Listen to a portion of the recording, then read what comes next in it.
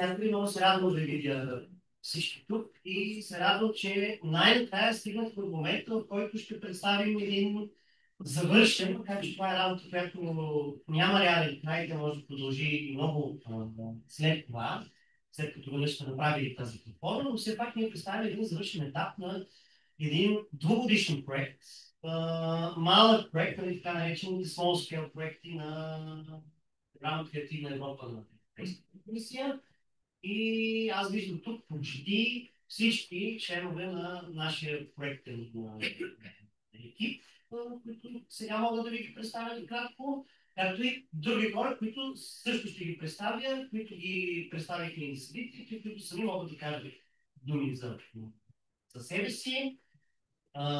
Доктор Николай Шаранков, който е нашия град, който добра, чете, транскрибира и даде ценни коментари под надписите, благодарение на които бяха написани и някакви. Втори, нашия вебмастър Иван Анзор, който виждам, който прави една изключително сложна многоязична платформа на 4 езика, където има няколко различни компоненти, които сега ще ви представя. Елина Боева, която беше гръбнак на техническия съпорт, която нямаше да спиши голяма част от работата и беше нещо като emergency и ще да всеки път, когато нещо се щупи по сайта, реално то се щупише много. Огромен екип, международен, няколко страни, непрекъснато се съгласува между си и така нататък. Също така, Алица Иванова, която беше част от нашия филиал екип. Благови Добрев, който е нашия административен координатор, и сега виждам да влиза и Кристиан Симеонов, който беше нашия технологичен съпорт от осигуряване на съдържание, много сериозен уебсайт. Направихме на цялата информация, която касае античните места и археологически сайти в България. И благодарение на това успяхме да генерираме и някаква част от информацията. Всички ние сме участвали също така и в писането на наръчника, който ще ви представя също така кратко.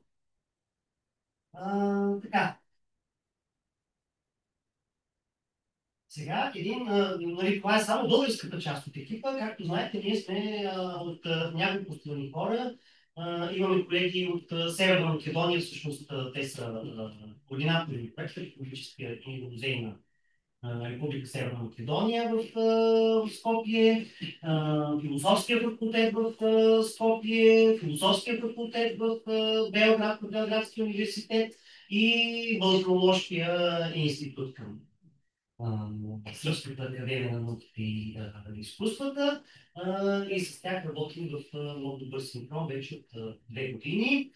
Всъщност това, което сега ще ви покажа като презентация е по-скоро тяхно дело, това, което ние направихме, само да така интернационализирахме, така да се каже, локализирахме по-точно за българска. Това е един малък туториал, как да се използва сайта.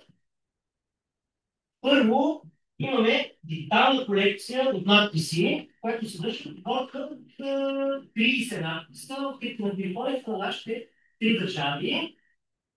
Нали, гръбнака на практика на дигиталните колекции на гръцките надписи, намерени в България от Рамон и някои други, които ние правим развиване на базата на същия фронтенд, на същата система за поставяне на съдържание. Но това е, така да се каже, международна колекция, без надпис от страна. Всички те датират от една и съща епоха, епохата на римския принципат, първи трети е след Христа, и тези 3 територии са провинции. Македония, Горна и Долна Мисия, Тракия, под управлението на Римската империя. Дигиталната колекция от разкази, Прометей, тук виждаме 3 от нашите 4 автори на разкази в българската част от колекцията, самата книга представя и тях. Предлагат отборът от истории, които са свързани с надписите. Ние нарочно не дадохме ограничения, значи нашата цел беше да създадем storytelling платформа, изобщо не дадохме на авторите си никаква предварителна дефиниция по разбиране на това. И всеки е подходил по своя си, абсолютно неповторим уникален начин. Даже имаме някои надписи, за които имаме 2 истории, които са много различни от една от друга. Езици. Съдържанието на дигиталната колекция е достъпно на английски, български, сръбски, македонски език, ако не броим двата езика, латински и старогръцки на оригиналните надписи. Така може да разгледате колекцията от разкази, като отидете в менюто разкази. Всеки разказ е свързан и това първо предстои да го разработим за българската част и като сега е добър момент да попитам дали някой от авторите на разкази не иска там да се включите. Това е било най-добрият начин да се случи, но могат да бъдат свързани с аудиофайлове, които да четат, но при всички положения са свързани с паметниците, към които се отнасят и които по някакъв начин допълват, така разиграват и така нататък. Значи, разказите са свързани с паметниците и паметниците са свързани с разказите, като може да гледате колекцията от надписи, като отидете в менюто надписи. Те са с много хубава карта, геолокализирани са. Нали, по самата карта може да направите така, че картата да се мърда, а може да я разглеждате без да я мърдате само с зум и зум-аут. Ето, например, един надпис, като цъкнете върху него, те всичките са с различни колки, според различните типове надписи, имат много посветителни и различни други. Може да преглеждате същите надписи в списъка с надписи и като отидете на запис на съответния надпис, виждате информация за него, физическо описание, описание на декларацията, коментар, снимки, издание на текста, издателски и дипломатически текст, преводи и коментари и тук може да видите так по так как е кодиран самия надпис, ако имате интерес към тази част от колекцията и елементите, атрибутите на енкодинга с какви други подобни елементи и атрибути са свързани. Може да се вижда и текста на самия надпис в суров XML код, иначе целият може да се отдръпнете. Нали, всичко е достъпно и като ролдек с идеята някой евентуално да го преизползва, за да генерира своя собствена колекция. В коментара виждате един хубав, добре издържан, научен коментар към съответния надпис и виждате библиография и също така ресурси, които водят, нали, те могат да водят до много неща, включително публикации, които се намират онлайн и така нататък. Основното нещо, към което водят и към момента единственото за някои надписи, за всички надписи е разказ. Нали, от надписа може да отивате към разказа, от разказа може да отивате към надписа и така нататък, и така нататък. И освен това има един друг елемент.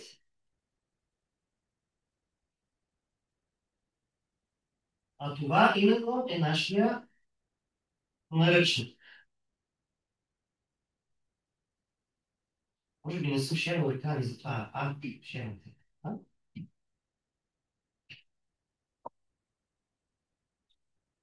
Така, гръцките и латинските надписи, разбира се, предлагат ценни свидетелства за много аспекти от живота през античността, особено обществения и също така частния живот. Това са едни лични свидетелства, които няма да открием в големите исторически разкази. Дават свидетелства за фотография, лаварските богове, длъжностни лица, императори, организации и така нататък. За всички тези неща си имат съответните индекси в колекцията. Също така има и филтри. Като отидете на менюто надписи, там виждате филтри за търсене, организации, императори, потвърдени лица, лични имена, длъжностни лица, богове и така нататък. И виждате различните категории, които тези надписи могат да бъдат бразвани. Например, къде се споменава или кой си император?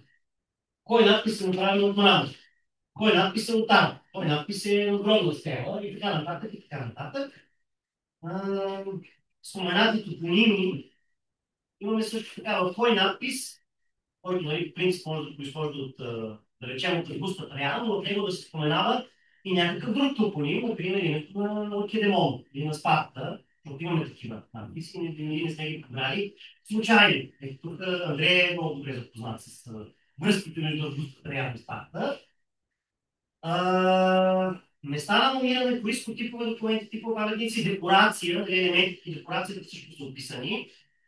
Сега, не знам дали всички имаха декорации, но повечето от тях са интересни и на външен вид и притежават някакви декоративни елементи, плурални мотиви, измерилни мотиви и така нататък. И би трябвало всички тях да могат да бъдат образвани. Филтър теми, сега това е нещо ново, което от сегашните епиграфски колекции, по които сме работили, го няма. И да допуснем хора.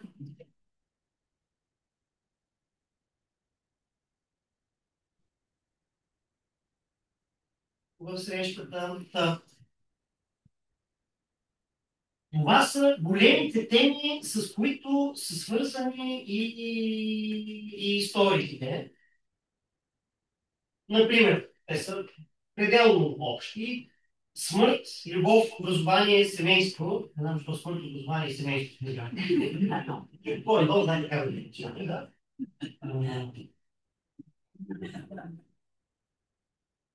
Така.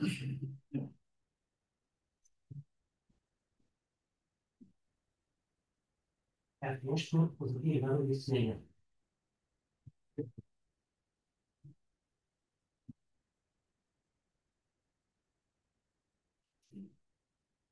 Как, защо мога да сменя слайдовете?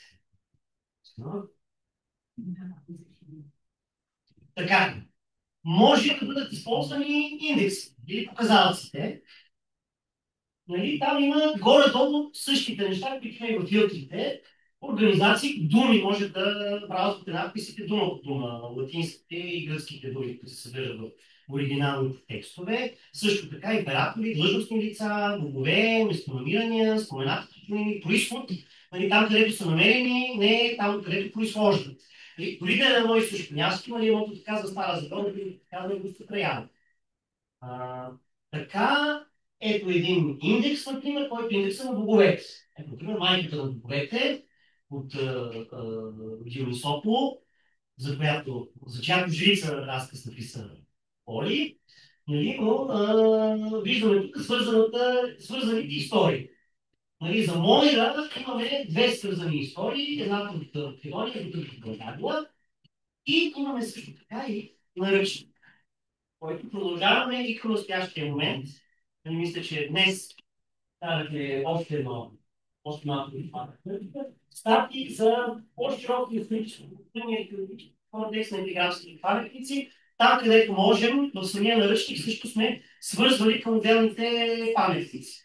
Например, в статия за гръцкия и за латинския език на надписите, нали, обяснено като според сме казали, ето, например, в надпис Еди кой си може да видите следния феномен. Или ето, например, надпис Еди кой си, който се намира в скоби, или в скупи, или в никакви сърдечни и така нататък. Нали, опитвали сме се и такива връзки да правим, но тук се намира много подробна информация за, нали, първо въведение в това какво е латинска графика, което те първо ще допълваме с нови сведения. Какво е представлява Юго-Источна Европа в този период, нали, провинции, градове, населени места и така нататък, общество и култура, езикът на надписите, епиграфските изследвания в Юго-Источна Европа, кои са тези хора, които споменаваме ние, че са наробили тези надписи, какви са били, къде са работили, как, какви проекти са създадени.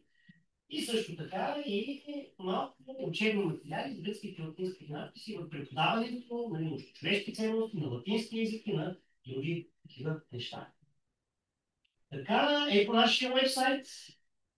Може да пишете на нашия мейл, може да използвате съдържанието на дигиталната колекция, на надписи, разкази, така нататък, за творчески, образователни, изследователски и така нататък цели. Сега смятам първо да дам думата на Николай Шаранков, който ще поговори малко за самите надписи, след което да дам думата и на други представители на нашия проект, както и на нашите автори, които присъстват до днес. Присъстват трима от четиримата. Това са Паулина Мичева, Андрей Велков и Александър Манилов, които написаха много хубави текстове и ви приканвам да ги прочетете, а също и на нашия преводач Александър Маринов Санчо, който успя да ги прехвърли на английски, така че те са също толкова завладяващи и за международната публика, колкото и за българската, в това число в нали, стиховете за метър успя да ги кара на английски, нещо, което аз съм сега предстоят, мисля, че имаме преводи на разказите и на македонски, и предстои да се преведат и на сръбски. Идеята е всичко да имаме на всички езици, което, както сами се усещате, отнема време, особено за такива текстове, които са написани много хубаво, много художествено и много задължено. Но нали, продължаваме, нали, пред края на годината ние ще продължаваме да допълваме с нови материали нашата. Така че следете Facebook страницата. Така, благодаря и сега мисля да дам думата на Николай.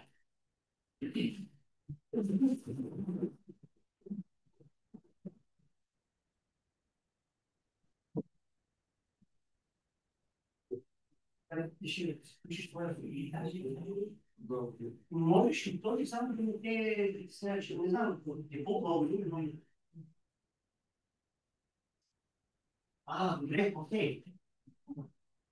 От този, където ще късно хора влиза до срещата и има и коментари.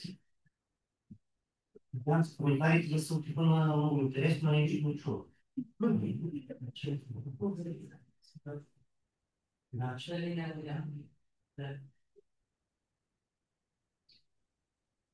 За проблеми с влизането, да, просто надявам се, че да няма проблеми с влизането, просто като презентираме, ние първо да пускаме нови хора, но сега се съмнявам, че които са пожелали да са тук.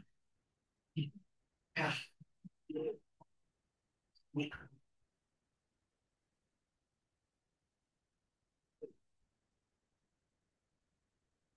Не, това не са.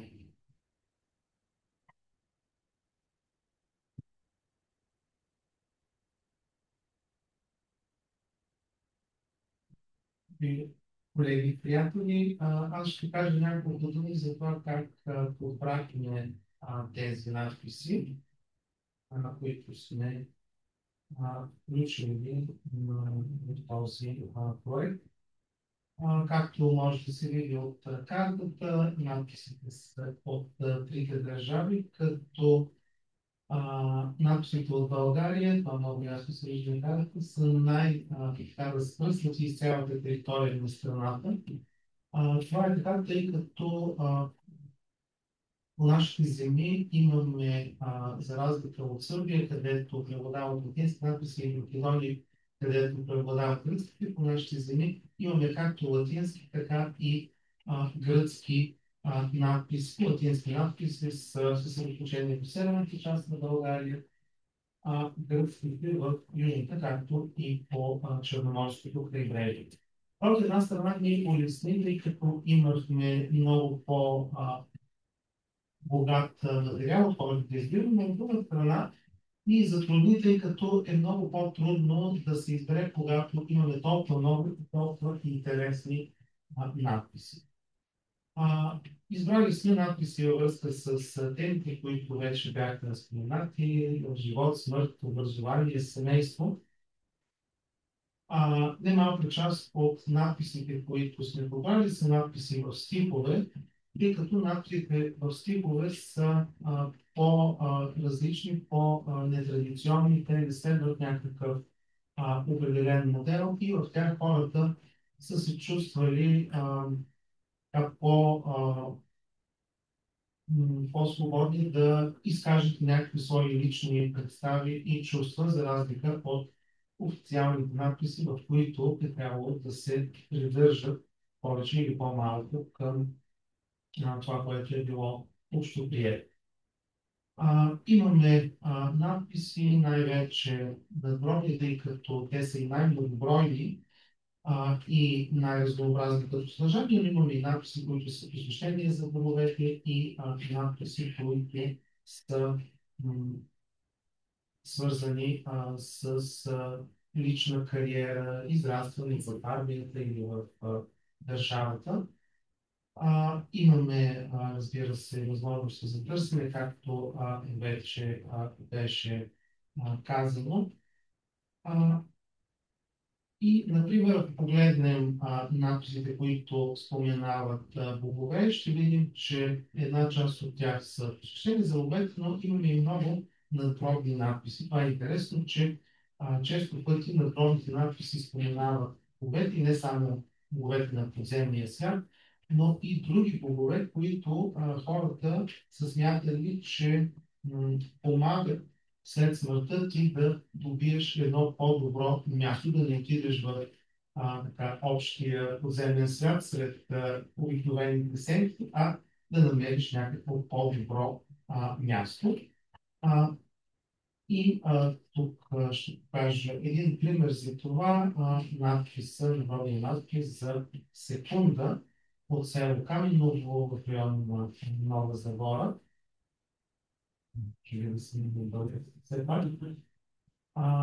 Това е един надборен лотар, в който младата секунда, която е едва на 12 години, починала, разказва накратко за живота си, починала от болест. Това е, разбира се, нещо обичайно, но в края на своята епитафия, тя е от името на покойника, често пъти надборните надписи разговарят с този, който ги чете, тъй като се смята, че ако ти произнесеш името на покойния или още повече думи, които той следва каза, по този начин ти го връщаш за малко на белия свят.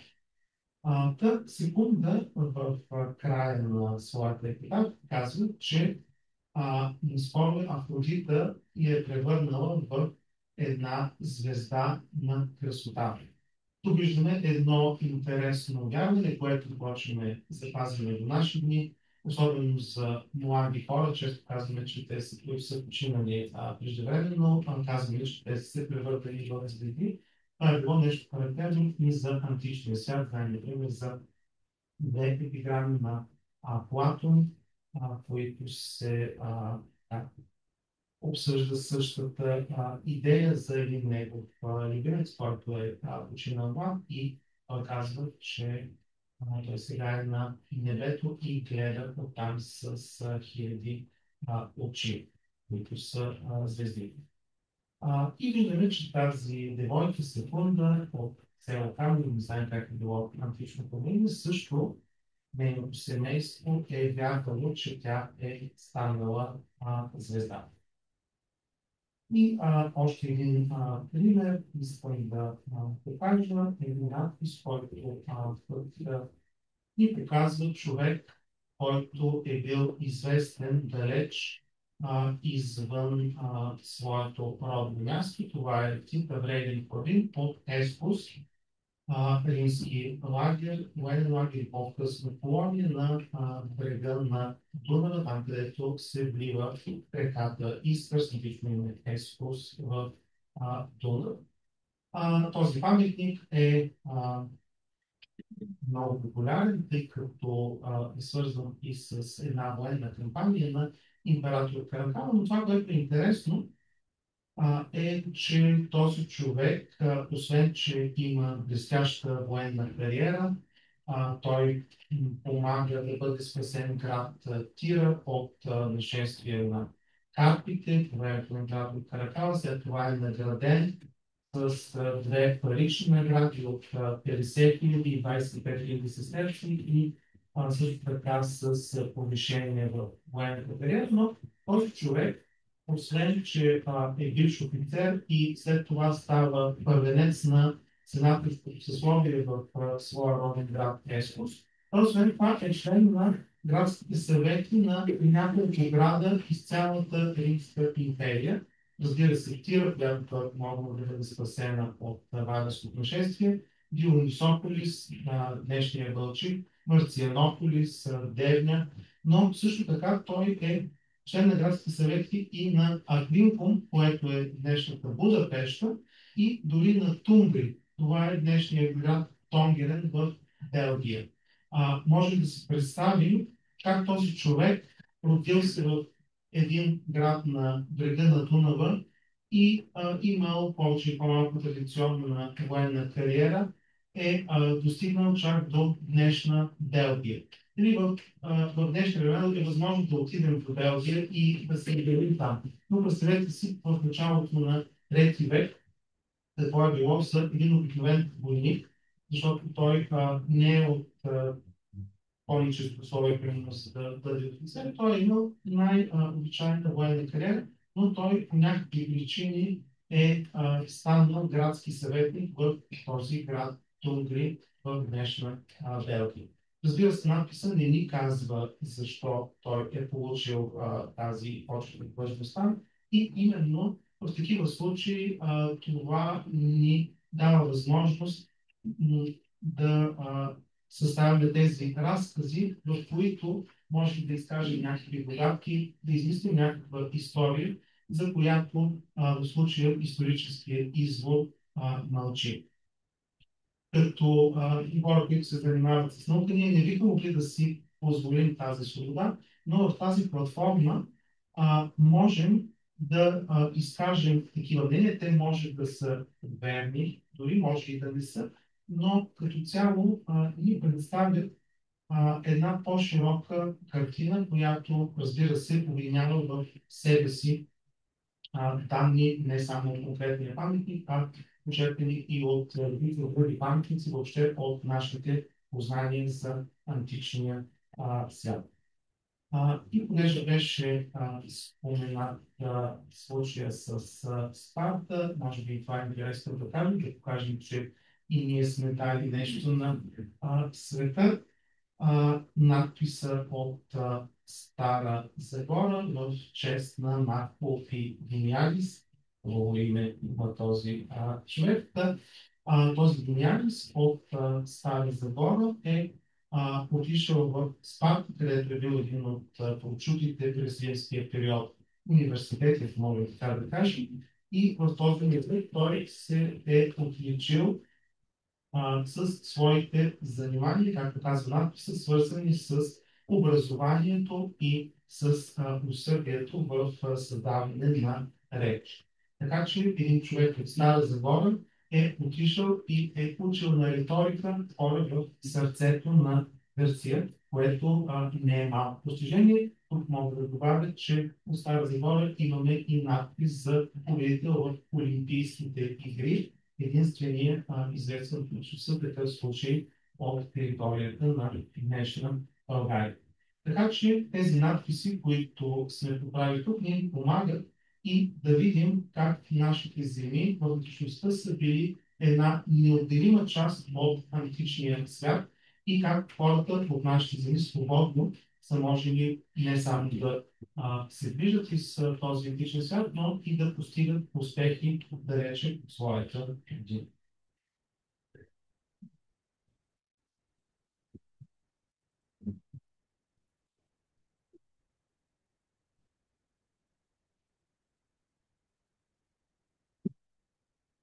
Сега давам думата за който иска нещо. Каже първо на нашите автори, да членовете на нашия екип. Ако на нещо добавят към всичко това, което казахме. Значи аз си мисля това за четене дори на историите, но е по-добре човек саме да се сблъска с тях. Ми е много интересно авторите, които са се сблъскали с тези истории, как са възприели задачата да пише текст върху нещо, че контекста някак се не познат и нали, като ходим по музеите, обикновено нали, общия случай, нали, средният посетител в музеи, нали, някой сред нас друг случай, но той при нас е професионално изпиряване и тръгваме да четем там, където има текстове, но в общия случай, там, където има текстове, но няма нали, интересни изображения, някакви изящни пластики и така нататък, за масовата публика не е интересно, а всъщност дори едни три реда текст могат да ни кажат ужасно много, дори само с имената написани върху тях. Имате думата и също така има и виждам микрофон. И виждам, можете си хората онлайн ще.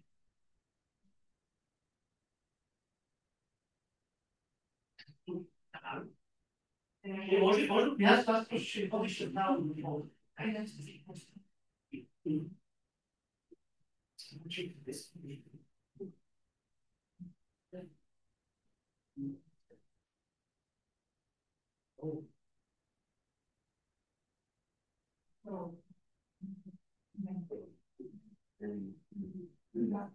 добре, не се.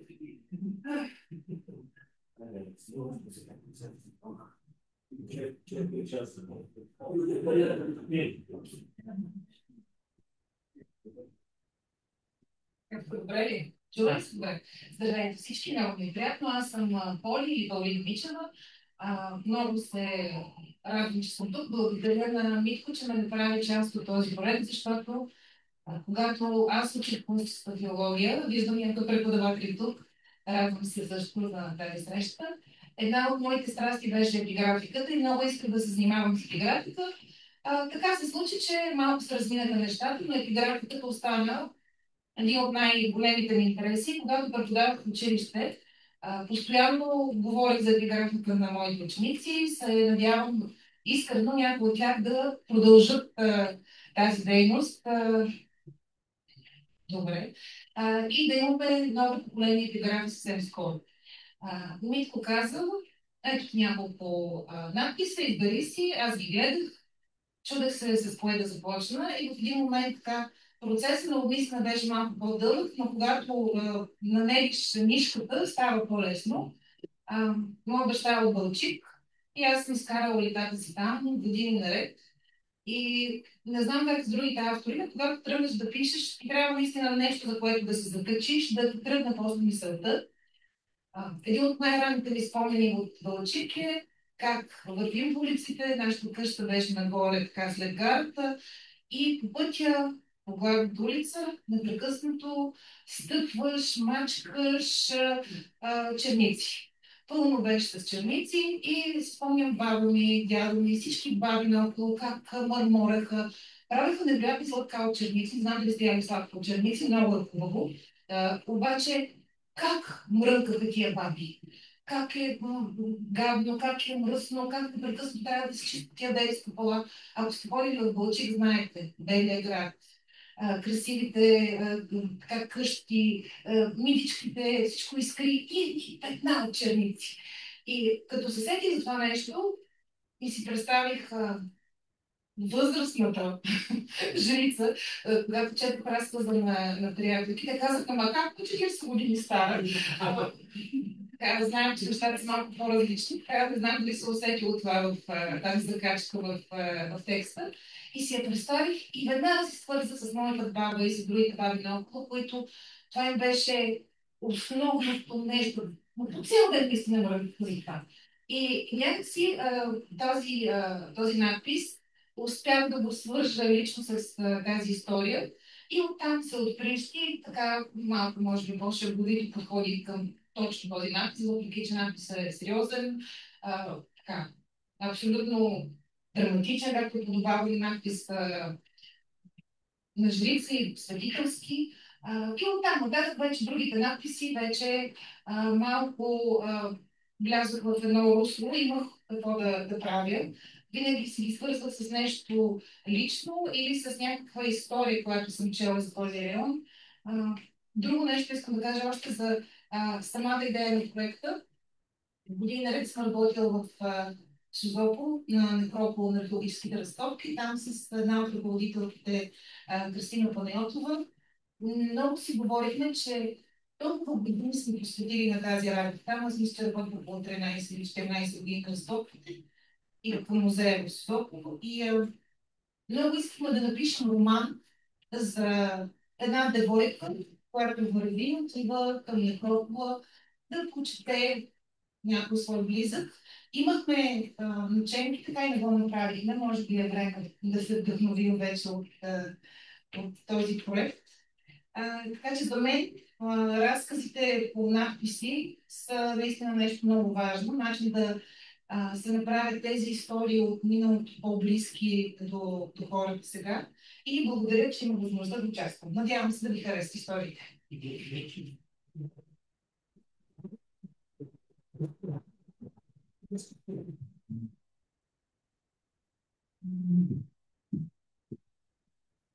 Здравейте. Аз съм лаконичен.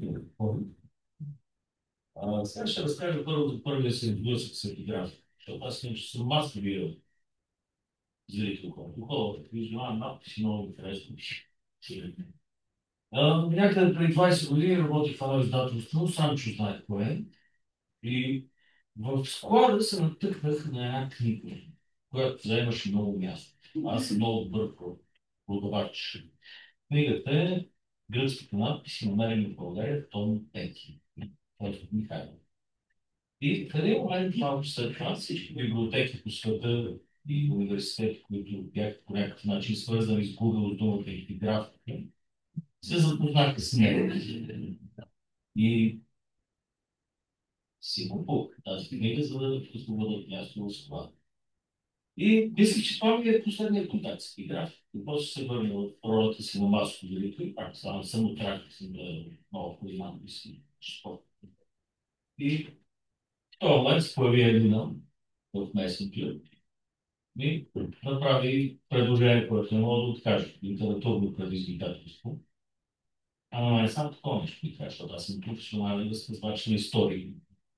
И написах два разказа по тези надписи. Общи, това е. Няма да ви разказвам за самите разкази. Беше самия начин да се пише, т.е. доста строго индивидуално. Последния за как се казва, за баща и син, да, за Никобо, за едно светилище на усъвременяване на една чешма на богинята Диана и жертвоприношение за горичката и защото трябва да се прави жертвоприношение, за тези неща не знае, благодаря. Влязох в Google, отворих Google, отидах на място, почна да изглежда, и се представям. Тя се роди историята и тя се ме развил през диалози. Аз така правя още един повече. Това е благодаря за поканата, беше интересно предизвикателство.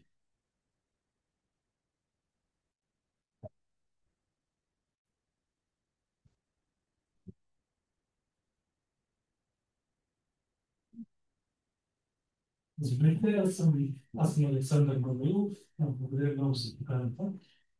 Аз никаква, абсолютно колегите имат връзка с епиграфиката. Аз ако нещо някога съм писал на стена, може би това да е с епиграфиката, иначе не. Благодаря много за този проект и на организаторите на Дмитрия Илиев и на Николай Шаранков, защото аз преди много години съм се занимавал действително с гръцки и с латински. И можех да чета някакви неща, написани на хартия в учебник. Но когато се изправиш пред камък и видиш този език на написане, с съвсем различни буквички, по съвсем различен начин на камък и загубваш момента и си кажеш, аз сега това защо го учих преди години, какво е това нещо пред мене.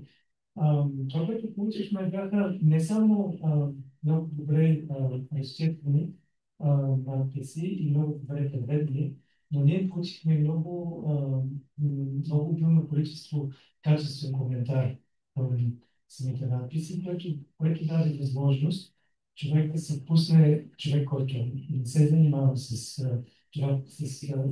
антични надписи професионално, да се пусне в темата и да я приеме лично. И аз действително усетих личната връзка с надписа, който се бе лансирал и въпросите, които ме карат не ме карат този надпис да се задам, бяха въпроси към самия мен. Въпроси, които са и към нашето общество, и към начина изобщо, по който сега ние възприемаме нещата. И аз мисля, че това е даже повече, отколкото може да се очаква от един човек просто за някакви си надписи, да го направи фактически в един въпрос за това, кои сме ние, какво правим тук и сега. Това е повече, отколкото имаме като задача. И за което, разбира се, аз благодаря на добре смисления процес, който връща античността към нас. Всъщност се прави достъпна и близка и лична. И за което мисля, че всички сме събрани тук. Благодаря.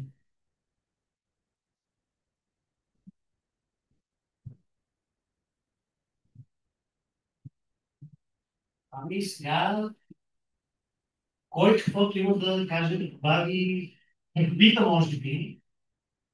И надявам се, че всички ще разгледате надписа от една посока, от друга посока, от една друга връзка на всички наистина. Ще се бележи ли още първа с още надписи? Ами с надписи за момента по-скоро не, като не финализираме този етап на проекта, но може би съпътстващо друго съдържание. Нали, например, за някои от надписите, ако има някакви статии или други любопитни, успеем да намерим. Някои от надписите все още чакат своите истории.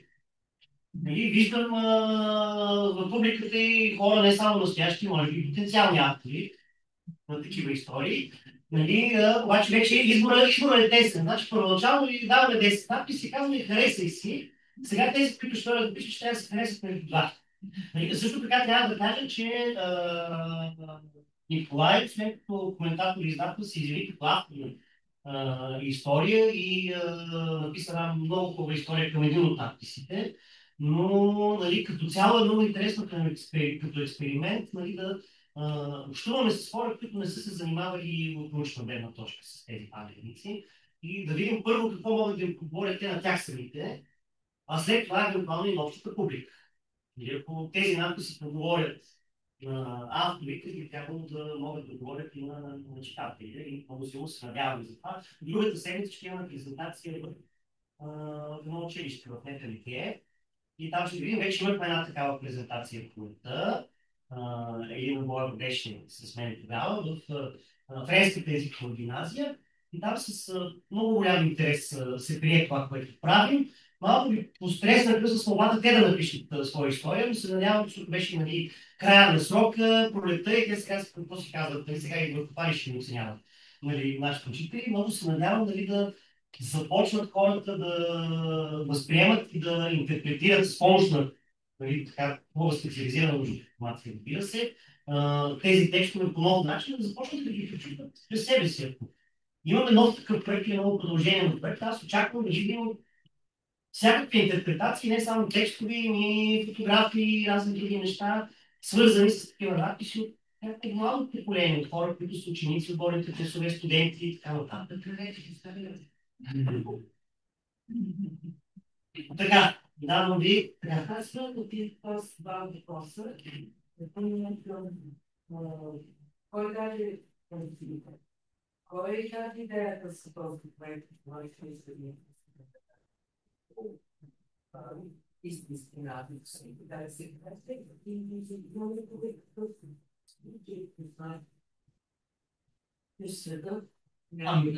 Концепцията беше на Елена Джукиска и на Слави Славанов от Македония.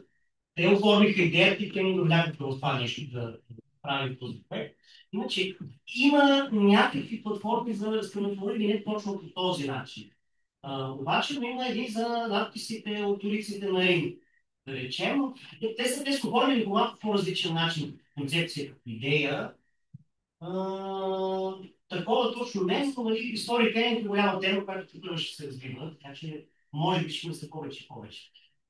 Други въпроси, това авторите по математика сте пишете разкази или сте събирали герои, така да се каже, от няколко надписи? Но доколкото разбрах, както видяхте, един от надписите, примерно, само авторите си правили и същи надпис, което няма проблем, защото е различната хората. Това не го спряхме, ще много интересно да се види как се случва. Как съм ти доста истински Ами може да ги видите на сайта, аз за съжаление не съм много да кажа за тях. Но знам, че за някои от тях има аудиовизуални материали. Нали, колегите от Македония, нали, Елена Джукиска, Валерий Софрониевски направиха видео за един от надписите и мисля, че колегите от Белград ще направят видеа за другите и нали, ще ги караме по някакъв начин в storytelling.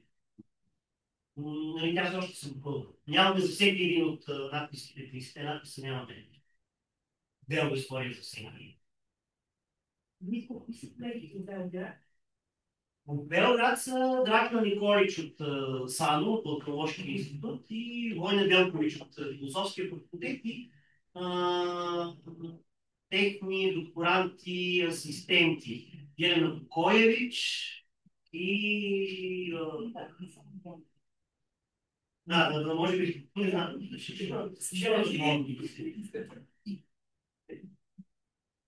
Аз моля да попитам колко надписа има от България и още държави. Общо са 30 надписи, по 10 държави. 10 държави. Има ли такива, които са критици, добре известни? Ами всички са добре да може да се каже, че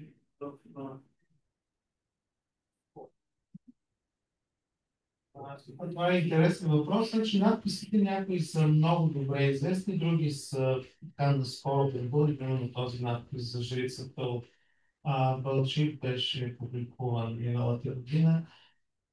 Това, което е интересно, че при работата с тези надписи ние успяхме за някои от тези надписи да направим нови четения и уточнения. Например, имаше два надписа от Македония, които бяха публикувани на времето, но в този момент без снимки. И сега, като имахме вече добри снимки, успяхме да поправим четенето в тях и да добием един по-добър. Те също от България в няколко надписи също внесоха значение, така че и в така чисто научен план има новости в сайта на проекта Прометей. Имаме нови четени и допълнения при тези текстове. Те са доста години заедно. Не. Има ли някаква логична за надписите? Да, надписите са от 1 до 3 век, тъй като това е период, който обединява епиграфско наследство и на трите държави. Тъй като в България имаме най-дълго съществуване на антични надписи от 6 век преди Христа до 6 век след Христа и по-нататък. Докато в Сърбия и в Македония най-ранните надписи са доста по-късни. В Македония имаме, разбира се, и етнически, но в територията на Сърбия епиграфските паметници най-ранните са от римския период и затова избрахме такъв период, който да може да обхване по равен начин и трите държави. Освен това, надписите от римския период са и най-многобройни и най-разнообразни съдържания.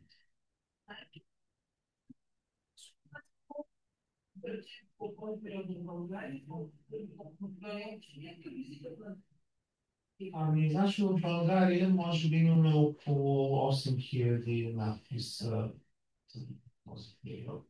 Да, за Сърбия и Македония много да кажа. Че има да беше Не, това е много смарт, защото действително тези надписи остават извън вниманието на публиката. Те и в музеите така са пренебрегвани. Все още не е развита една такава култура да оценяваме това наследство. Специално в България, нали, има случаи с популяризация, примерно има на Велизар Велков една книга, която така се популяризират надписи, но все още сме в дълг към това да направим епиграфските паметници познати за по-широка публика. В тях, както се вижда, дори от тази малка подборка има много интересни неща. И те показват, че хората в античността до голяма степен са били със същите емоции, със същите желания, както сме и ние сега. И това ни изближава, разбира се. Дали искате да сложите надписа на Елия, който ти е предал? Надписа е сложен, да. Не, може да Ако питаме, аз жест може да трябва и да държам ден. да, също така то не е сложено, значи Александър в своя разказ го споменава, но не знам дали е цитирано цялото. Но можем да го сложим и в оригинален фест. Никой не е чека. Да. Благодаря за идеята. Някой друг нещо?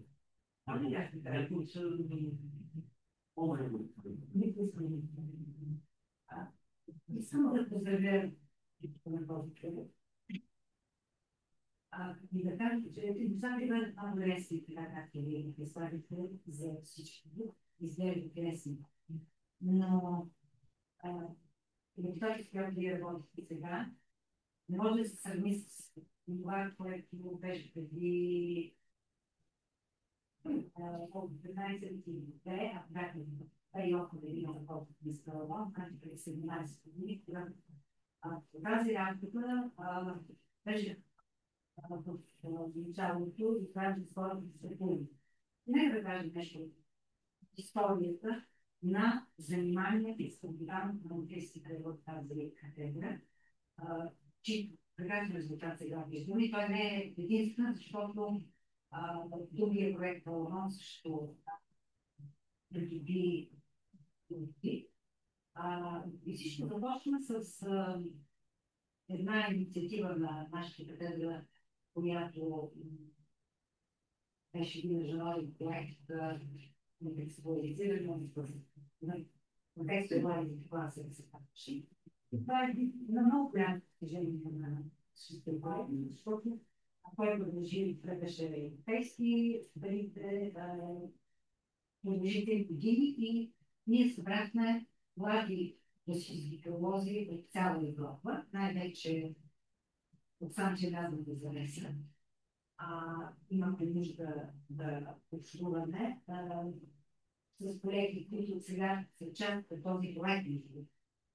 И в този проект обаче участваха и в ядрото на учителите, колеги от другата страна на съдействието, бивша.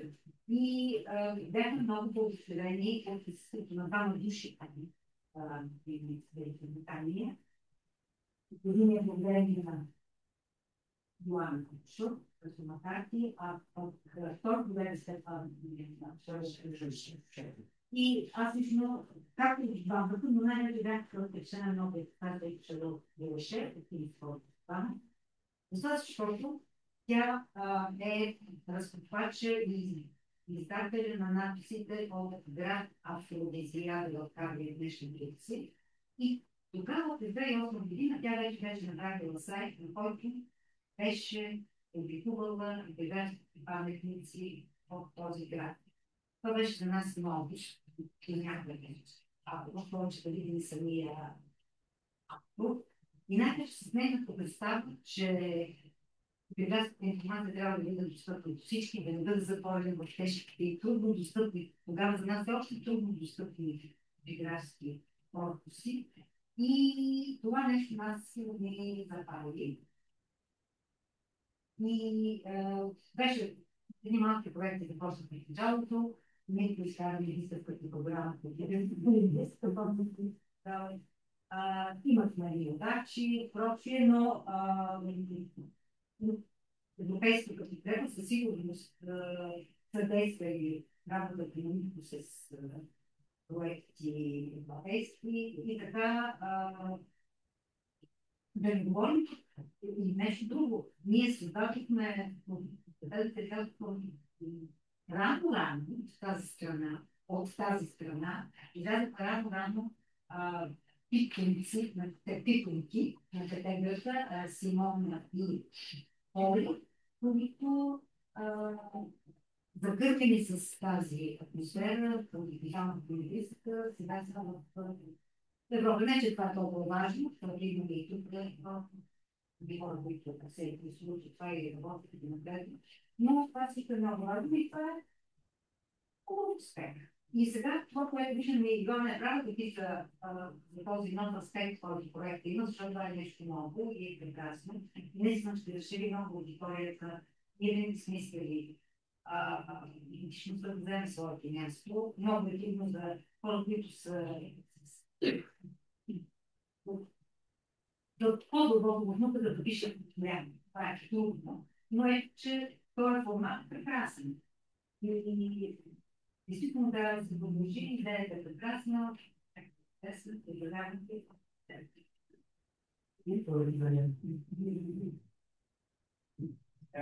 което само искам да вметна е, че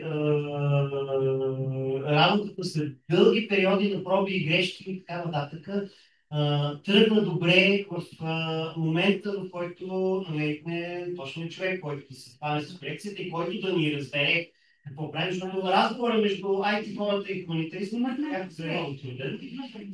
Това е благодарение на Иван и на Елина до голяма степен и на човека, който направи не само този, но и други платформи и непрекъснато ги доразвиваме. Сега това всички тези беше най-сложното нещо, което правили до момента, но се вижда, че няма нищо, което да е невъзможно. И нали, нещата продължават да се развиват. Значи, мен ме запали доцент Сиракова, аз запалих други хора, покрай това и Елина, която влече Иван в работата, имаме и нови поколения дигитални хуманитаристи сред нас, като Кристиян, който се присъедини напоследък към проекта и не само към този, но и към други. Очакваме още. Това е много интересно, много вълнуващо, освен че е перспективно. Това е най-важно.